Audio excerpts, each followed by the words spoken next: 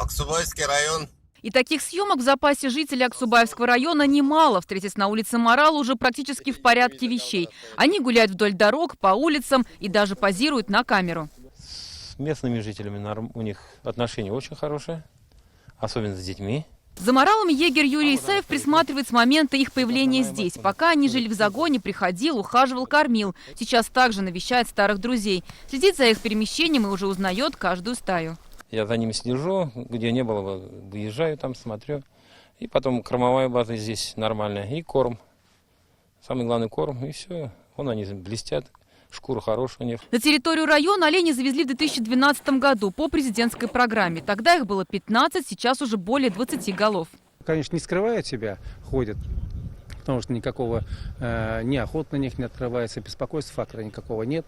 Но в дальнейшем, я думаю, все-таки уже то потомство, которое будут давать уже те дети, которые уже родились, они, конечно, будут дичать и дичать. С этого вольера около 4 лет назад маралы ушли в естественную среду. Теперь они живут на территории леса и постоянно перемещаются. Но несмотря на это, сюда они тоже захаживают.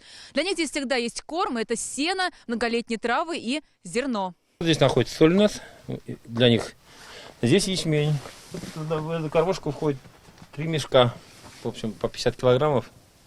3 мешка, это получается 150 килограммов. За 2 дня зимой они полностью съедают вот это. Популяция маралов в республике растет. Новые поколения постепенно отдаляются от стада и переходят жить в другие районы. Вот сейчас где-то здесь 17-16 голов, остальные разошлись по другим районам, то есть в других местах.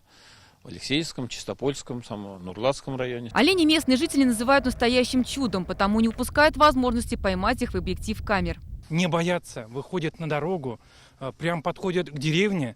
Вот это такие красивые животные. Очень интересно увидеть, когда марал подходит к деревне. Смотрим и восхищаемся красотой природы. Сейчас на маралов можно только смотреть, но со временем охоту на них все же откроют, и животные будут сторониться человека. Тогда эти кадры вблизи покажутся просто сказочными. Зарина Ахметова, Алмаз Зейдинов, ТНВ, Аксубаевский район. Смотрите все новости дня, программы и фильмы в наилучшем качестве на YouTube-канале ТНВ. Подписывайтесь.